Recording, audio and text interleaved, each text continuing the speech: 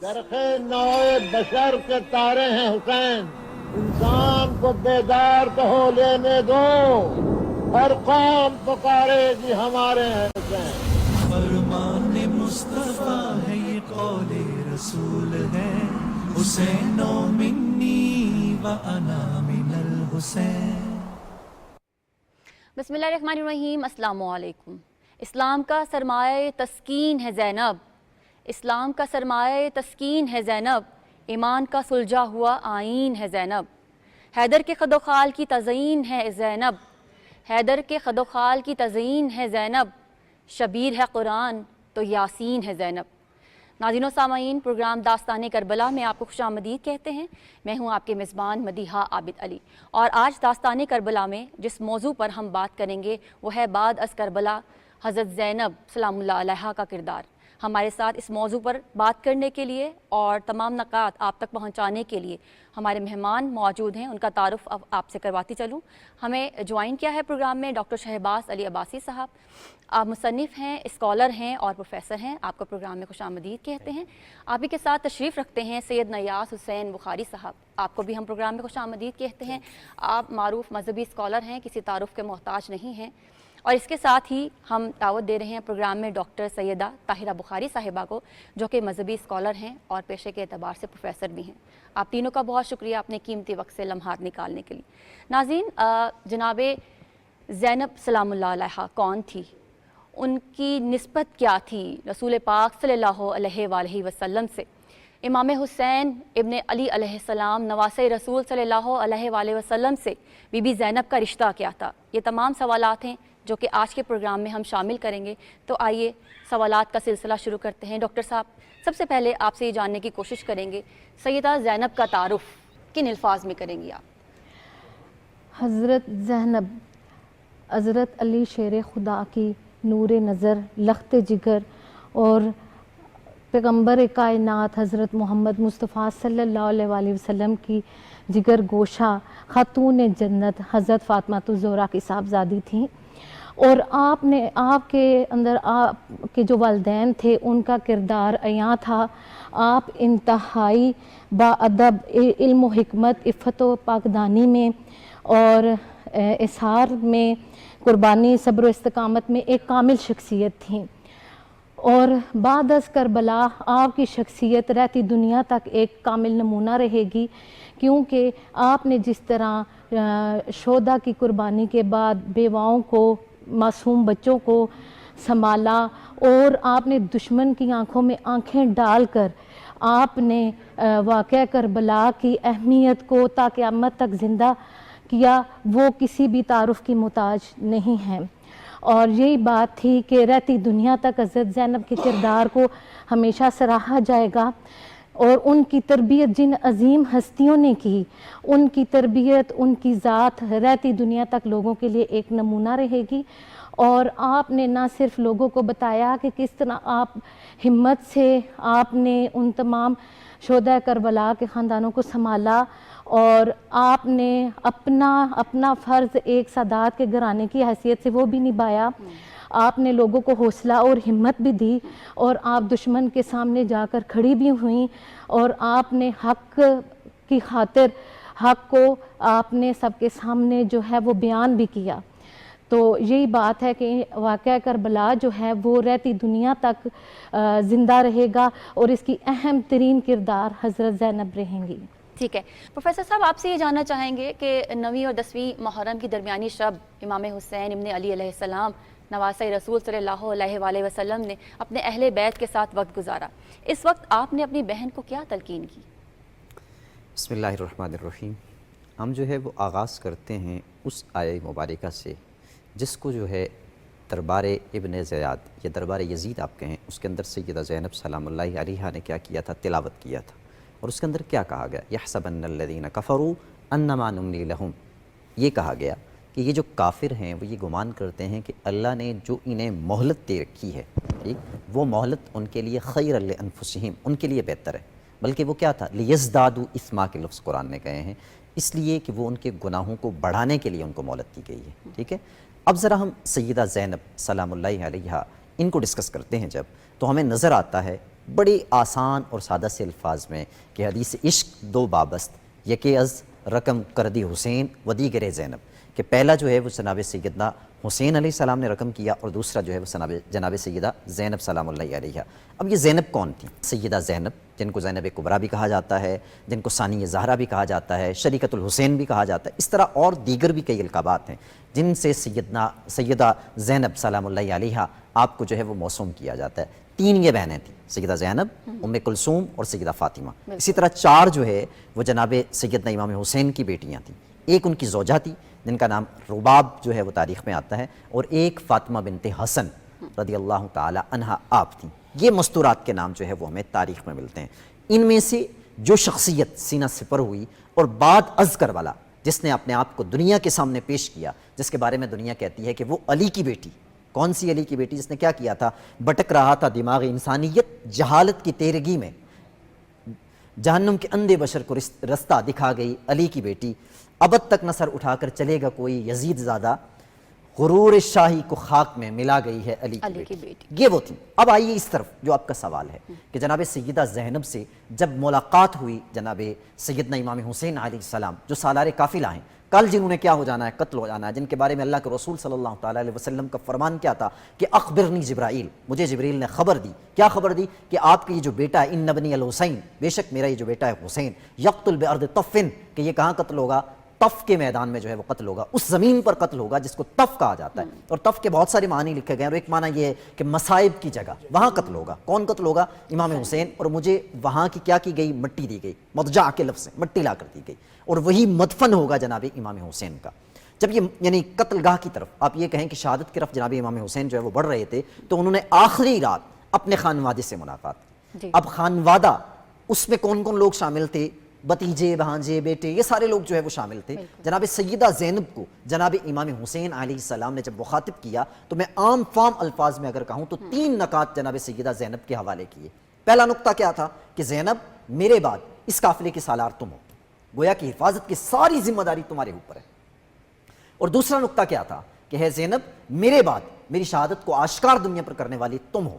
اور تیسرا نقطہ یہ تھا جس کو جناب سیدنا حسین نے سیدہ زینب سلام اللہ علیہ کو بتایا تھا، وہ تیسرا نقطہ یہ تھا کہ زینب تم علی کی بیٹی ہو، علی کی جرت، علی کی شجاعت اور امام حسین کی شہادت کو تم نے دنیا کے اوپر یوں اجاگر کرنا ہے کہ رہتی دنیا یہ کہنے پر مجبور ہو جائے کہ اسلام کے دامن میں بس دو ہی تو چیزیں ہیں، ایک ضرب ید اللہ، ایک سجدہ شبیری۔ اور جناب سیدہ زینب سلام اللہ علیہ نے ہم نے دیکھا کہ اس کے بعد دنیا کی یہ بتا دیا کہ لوگوں جس مظلوم کی شہادت کربلا کے میدان پر ہوئی ہے وہ صرف شہادت نہیں بلکہ دستور حیات ہے۔ آج بھی اگر تم یہ چاہتے ہو کہ تم دنیا کے لیے حیات جاویدہ حاصل کر جاؤ اس دنیا میں رہتے ہوئے، تو تمہارے لیے لازم کیا ہے کہ امام حسین کے نقوش کو اپنے لیے کیا کرو، ان کے نقوش کی خاک کو اپنی آنکھوں کا سرما بناؤ۔ اگر تم یہ چاہتے ہو کہ آج بھی دنیا تمہارے عدل کی، تمہارے انصاف کی، تمہارے تقوی کی، تمہاری شجاعت کی، تمہارے حلم کی، تمہاری بردباری کی بات کرے، تو لازم کیا ہے کہ حسین کے کردار کو اپنا لو۔ یہ جناب سیدہ زینب سے مخاطب ہو کر عام فام لفظوں میں اگر میں کہوں تو امام حسین نے پیغام دیا تھا جو جناب سیدہ زینب نے اپنے پلے باندھا۔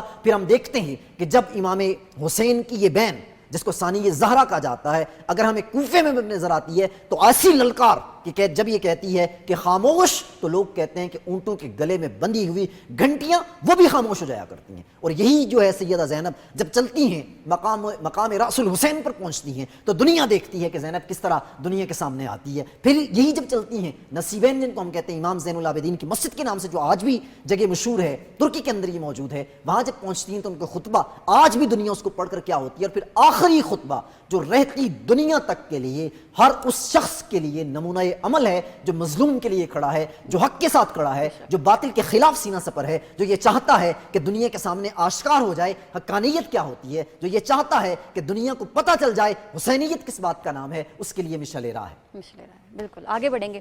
سید نیاز صاحب یہ بتائیے گا کہ سیدہ زینب سلام اللہ علیہ کو یہ قافلے کی جو سربراہی ملی وہ کب اور کیسے ملی؟ یقیناً یہ وہ شخصیت ہے کہ رسول خدا ختم المرتبت حضرت محمد مصطفیٰ صلی اللہ علیہ وآلہ وسلم اس دختر نیک اختر کو اپنے ہاتھوں پہ اٹھاتے ہیں اور بوسہ دے کے فرماتے ہیں کہ رہتی دنیا تک میری اس بیٹی کے کرامات کو دنیا کے سامنے لاؤ۔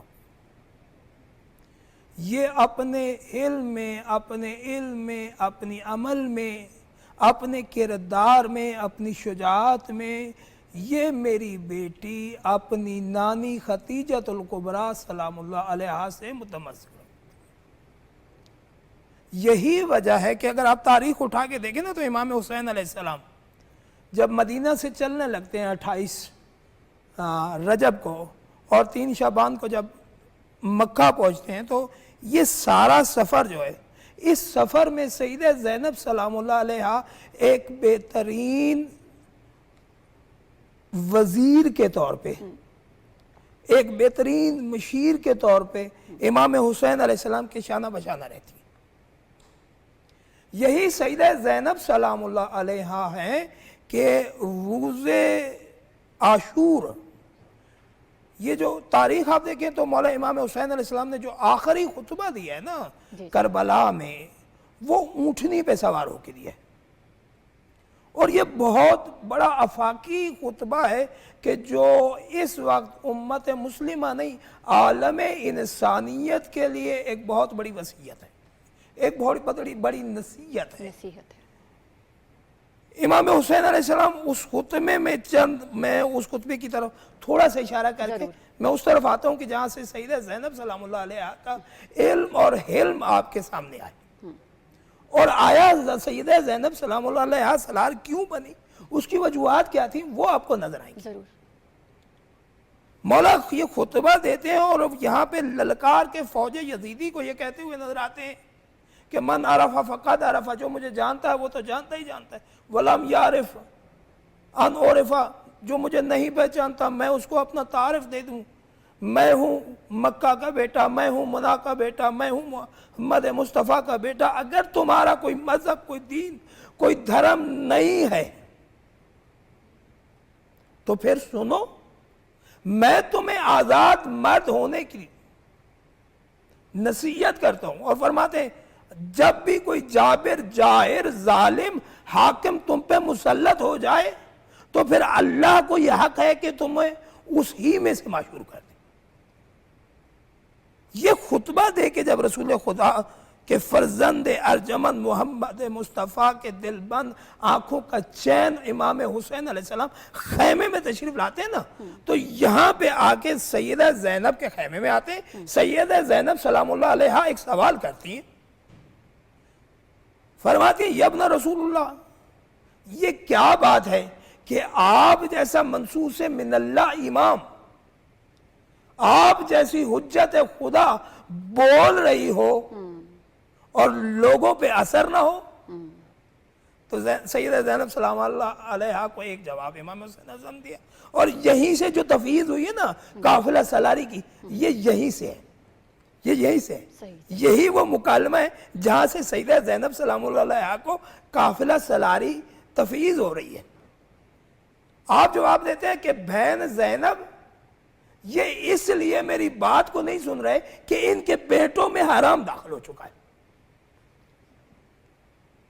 سنو بہن، مجھے معلوم ہے کہ یہ میرے قتل کے سے ہاتھ نہیں کھینچے گی، مگر یاد رکھنا کہ میرے جانے کے بعد آہو ویلا نہ کرنا، صحیح، بلکہ میرے رکے ہوئے کام کو آگے بڑھانا ہے، مقصد کو آگے بڑھانا، میرے مقصد کو آگے بڑھانا ہے۔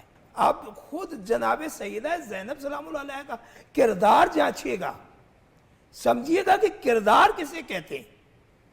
یہاں پہ بہن ہونے کے ناطے سے قافلہ سالاری نہیں مل رہی، یہاں پہ کردار دیکھا جا رہا ہے۔ اب یہاں پہ وصیت کرتے ہیں کہ بہن زینب مجھے اپنی نماز شب میں یاد رکھنا،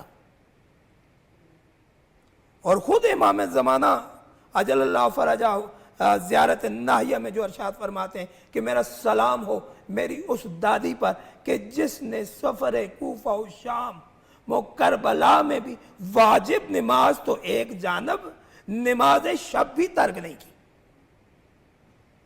یہیں سے وہ سالاری تفویض ہوتی ہے، اور سیدہ زینب سلام اللہ علیہا آپ دیکھتے ہیں کہ کربلا میں جو امام حسین علیہ السلام کی قتل گاہ سے تقریباً وہ 30 فٹ کا فاصلہ ہے جہاں سے حسین ابن علی اور سیدہ زینب سلام اللہ علیہا ذبح ہو رہے ہیں اور سیدہ زینب سلام اللہ علیہ دیکھ رہی ہیں. یہ تقریباً 30 فٹ کا فیصلہ ہے. اللہ اکبر. لیکن کربلا کی یہ شیر دل خاتون، یہ شجاع خاتون، یہ نہ ڈرنے والی خاتون، نہ جھکنے والی خاتون، بے شک. سیدہ زینب خون علی ابن ابی طالب غالب علی کل غالب، جس میں ہاشمی خون ہے، جو قرآن پڑھتی ہوئی نظر آئے تو کوفہ کی معلمات میں آ جاتی ہے، اور لوگ اس کو یہ لقب دیتے ہیں کہ عالمہ غیر معلمہ، جو عقیلہ قریش بنتی ہے.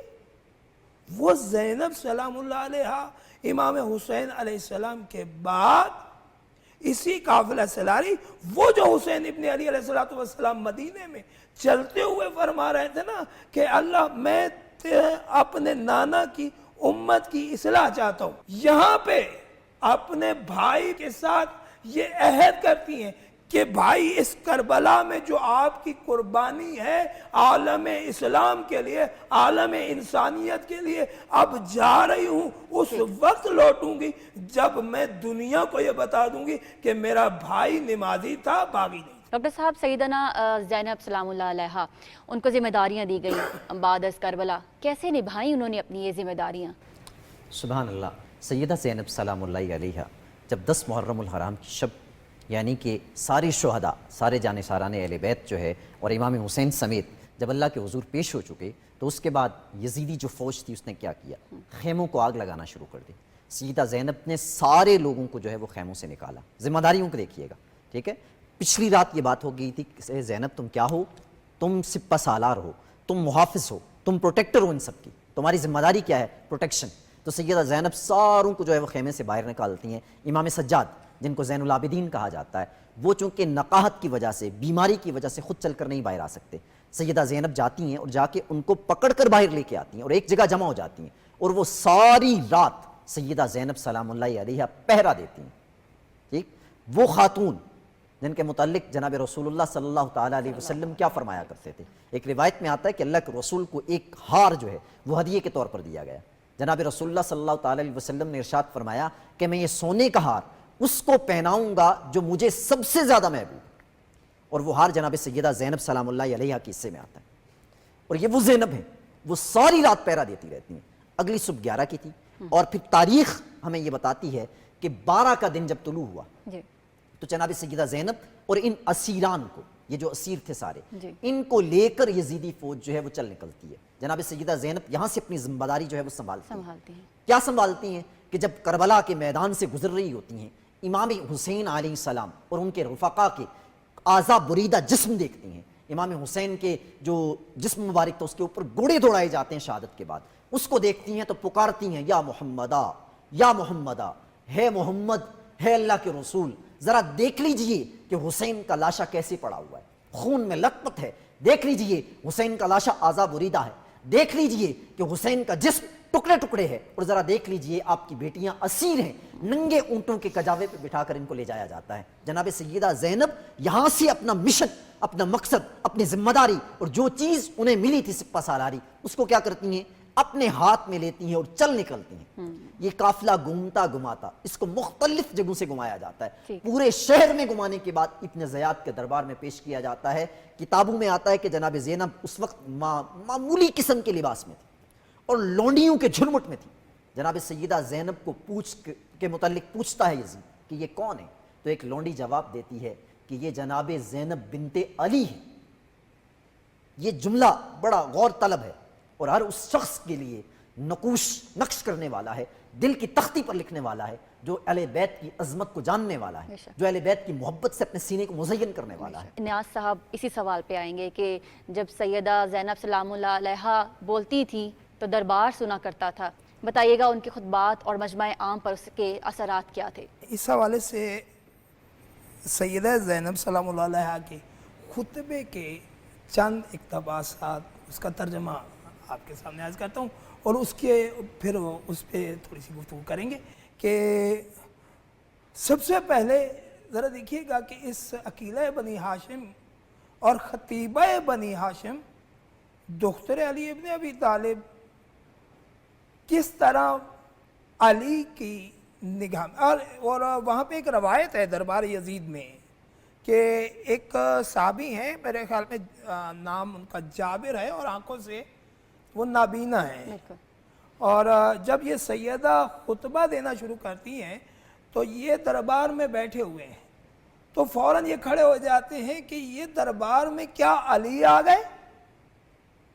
تو دربار سے جواب ملتا ہے نہیں، علی نہیں آئے، علی کی بیٹی زینب آ گئی ہے۔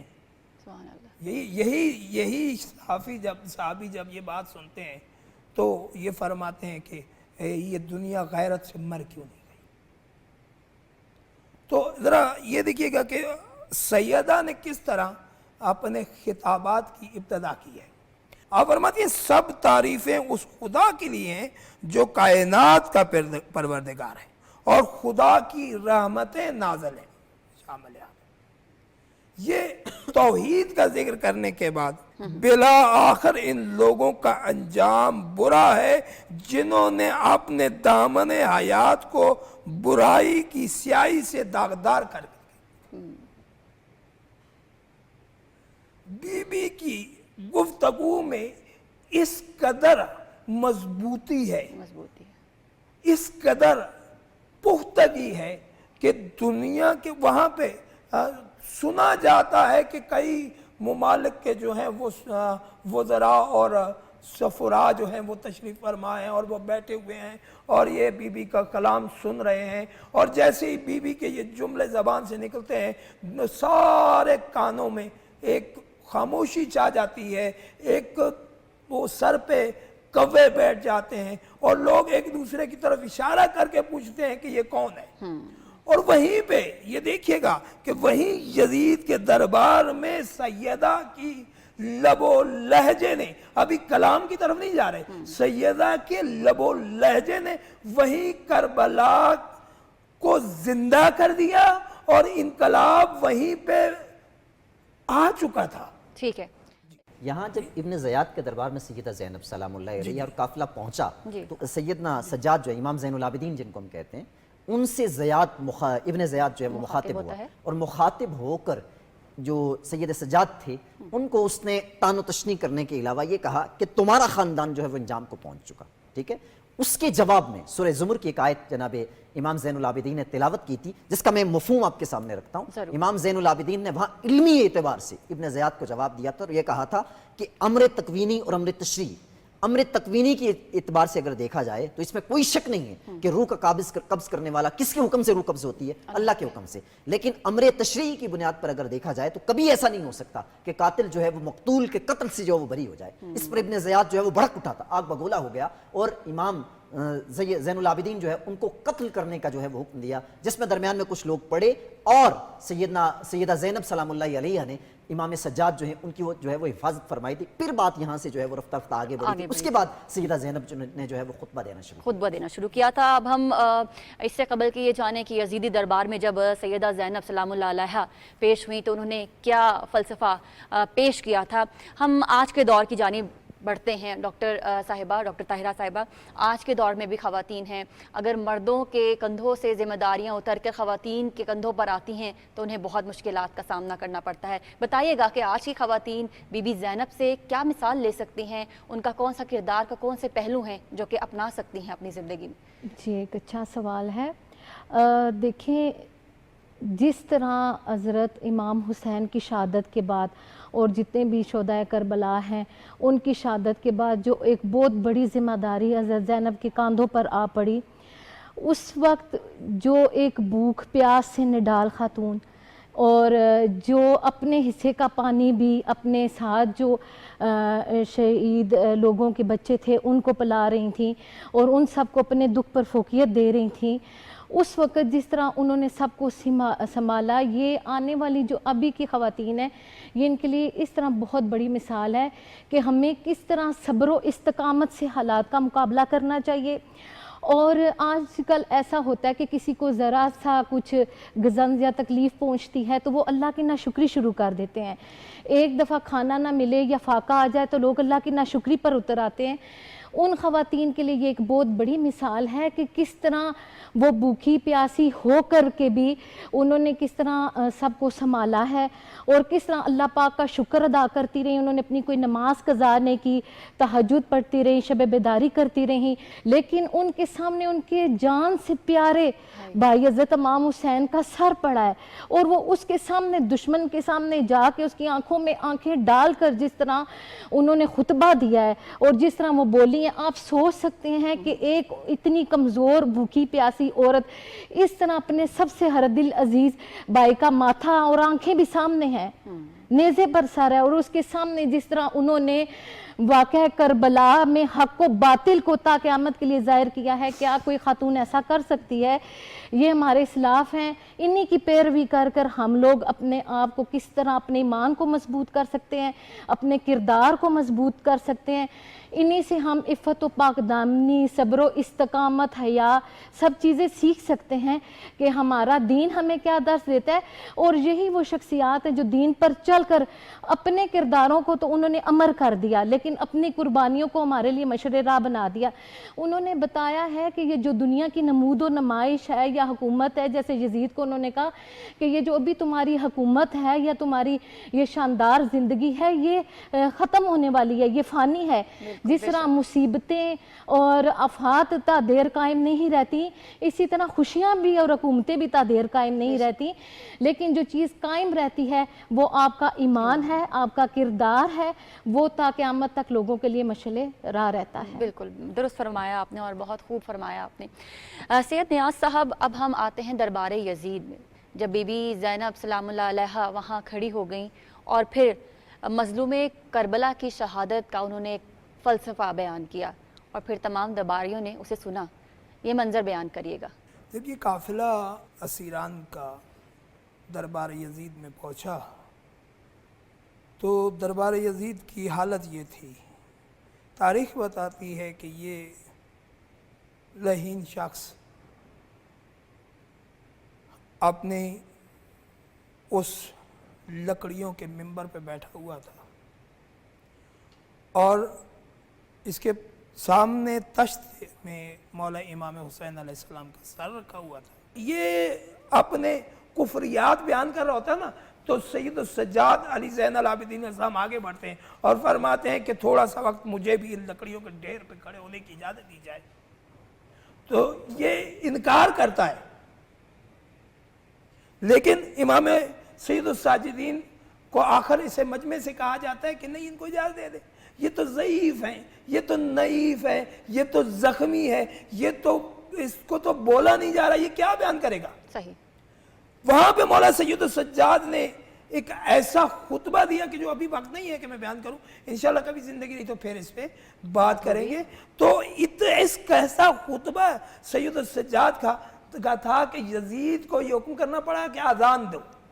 جیسے ہی مؤذن نے اذان دینی شروع کی تو اس نے اللہ اکبر کہا. سید السجاد فرماتے ہیں یہاں حقیقت ہے کہ اللہ بڑا ہے. جیسے اس نے کہا اشہد ان لا الہ الا اللہ, اس نے کہا امام فرماتے ہیں کہ اس سے بڑی اور کیا بات ہے کہ محمد میرے نانا اور وحدہ لا شریک اللہ ہے. جیسے ہی اس مؤذن نے کہا نا کہ اشہد ان محمد رسول اللہ, تو مولا سید السجاد آگے بڑھ کے کہتے ہیں ایک منٹ رک جا, یہی فیصلہ ہو جائے گا کون حق پہ ہے کون باطل پہ. ذرا یہ تو بتا ہے یزید کہ یہ محمد میرا نانا ہے یا تیرا نانا ہے.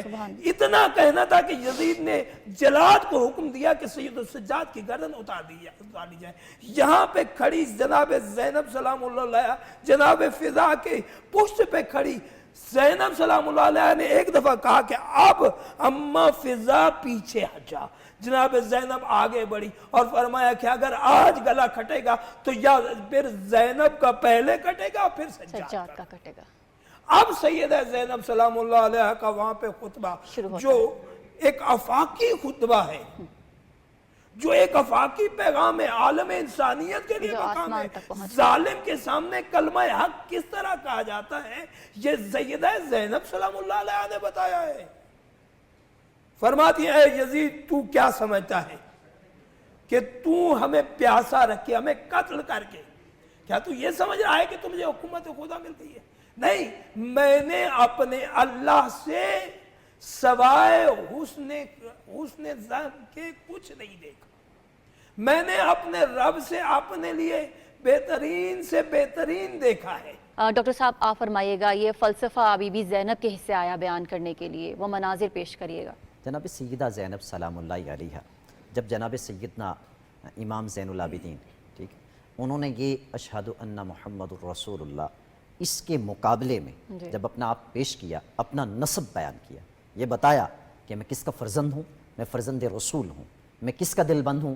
جناب علی المرتضیٰ حیدر کرار کا دل بند ہوں. میں کون ہوں؟ جناب بطول کا نور نظر ہوں. جب یہ بتایا سارا کچھ، اور پھر یزید سے سوال کیا کہ ذرا تو بتا کہ تیرا نانا کون ہے. ٹھیک، اگر محمد میرے نانا ہیں اور تو اگر جھوٹ بولے گا تو غرق ہوگا. جب یہ ساری بات ہوئی تو یزید جو ہے وہ کیا ہوا، دوبارہ سے پھر تیش میں آ گیا اور اس نے تلوار نکال لی.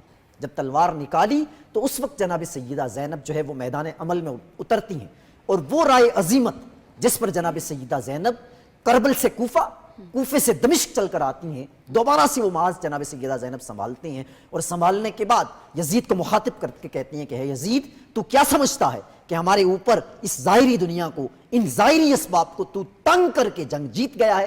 ایسا نہیں ہے، بلکہ تو ظاہری طور پر مادی اعتبار سے، اس اقتدار کے اعتبار سے تو جنگ جیت گیا ہے، مگر حقیقتاً اللہ کے حضور کون جیتا ہے؟ ہم. کل جب حشر کا میدان ہوگا تو ہم رسول اللہ صلی اللہ علیہ وسلم کے لیوائے حمد کے جھنڈے تلے کھڑے ہوں گے اور تو اس کے مقابل میں کھڑا ہوگا. اس دن تجھ سے سوال ہوگا کہ تو نے فرزند رسول کے ساتھ کیا کیا تھا. جب جناب سیدہ زینب یوں گرج کر للکار کر یزید کو مخاطب کرتی ہیں تو اس وقت کیا ہوتا ہے، مجمع کے اندر بیٹھا ہوا ہر شخص زار و قطار رونا شروع ہو جاتا ہے. ہر شخص جو ہے وہ آؤ بکا کرنا شروع ہو جاتا ہے. تاریخ کی کتابوں میں آتا ہے کہ یزید کے اوپر لعنتیں برسنا شروع ہو جاتی ہیں. ہر شخص یزید کو لعین کہنا شروع ہو جاتا ہے. یزید یہ سمجھتا ہے کہ شاید ابھی یہ میرا مجمع جو ہے وہ بغاوت کر بیٹھے گا اور میرا اقتدار جو ہے وہ زمین بوس ہو جائے گا. ایک دم سے یزید فوراً سے نماز جو ہے وہ شروع کر دیتا ہے، نماز ظہر شروع کر دیتا ہے. اور یہ وہی یزید ہے جو کیا کرتا ہے، جناب سیدہ زینب اور ان کے قافلے کو، اسرا جن کو ہم کہتے ہیں، اسرائے کربلا جو تھے، ان کو آنے سے پہلے اپنے پورے قصر کی زیبائش و آرائش کرواتا ہے. پورے علاقے میں، پورے دمشق میں جو ہے وہ اناؤنس کرواتا ہے، اعلان کرواتا ہے کہ ہر شخص آج دربار میں جو ہے وہ آ جائے. اور پھر یہ وہی یزید ہے جو تشت میں رکھے ہوئے جناب سیدنا امام حسین علیہ السلام کی جو سر انور ہے، آپ کے دندان مبارک کو چھڑی سے مارتا ہے. اور چھڑی سے مارنے کے بعد جب وہ مخاطب کر کے کہتا ہے کہ کاش میرے آبا زندہ ہوتے اور دیکھتے، جس کے بارے میں شاعر نے کہا تھا کہ ایک محمد دشمنی کیا کیا قیامت ڈا گئی، بدر کی حد بڑھتے بڑھتے کربلا تک آ گئی.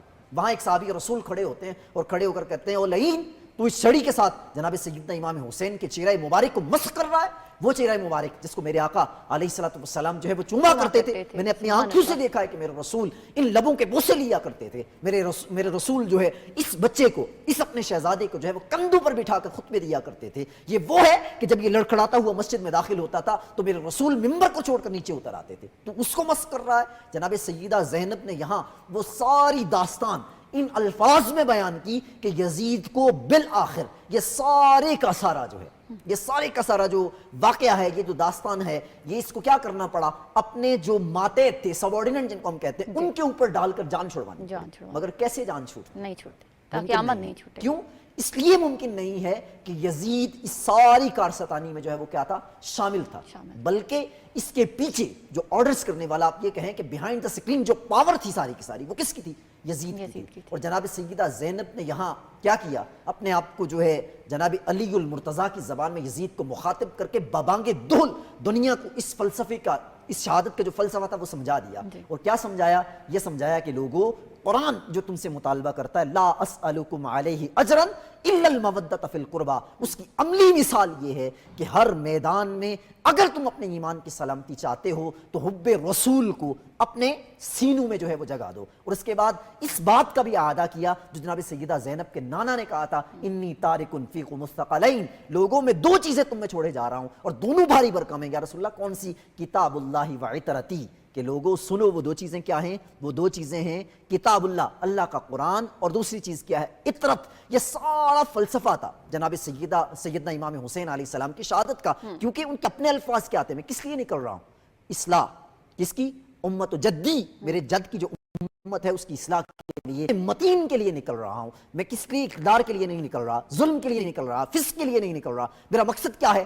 اسلام کی بنیادیں آج جو مندمل ہو رہی ہیں ان کو دوبارہ سے مضبوط کرنے کے لیے. اور جناب سیدہ زینب نے یہاں کھڑے ہو کر یہ بتا دیا کہ لوگوں، ایسے بدبختوں کا انجام کل حشر کے روز دنیا دیکھے گی. اور جناب سیدہ فاطمہ جو جناب امام حسین کی صاحبزادی ہیں، ان کا بھی ایک ذکر آتا ہے یہاں پہ کہ ان سے جب پوچھا گیا تو انہوں نے بھی کہا تھا کہ کل حشر کے روز دیکھیں گے کون جیتا اور کون ہارا. ٹھیک ہے. اور یہ سارا فلسفہ جو ہے وہ جناب سیدہ زینب نے انتہائی خوبصورت انداز میں کیا کیا، ڈیلیور کیا. اور اس کے بعد ہم نے دیکھا کہ کیا ہوا. یزید، جناب سیدہ زینب میرے خیال سے 1.5 سال جو ہے وہ کتب میں آتا ہے کہ کربلا کے بعد جو ہے وہ زندہ رہیں.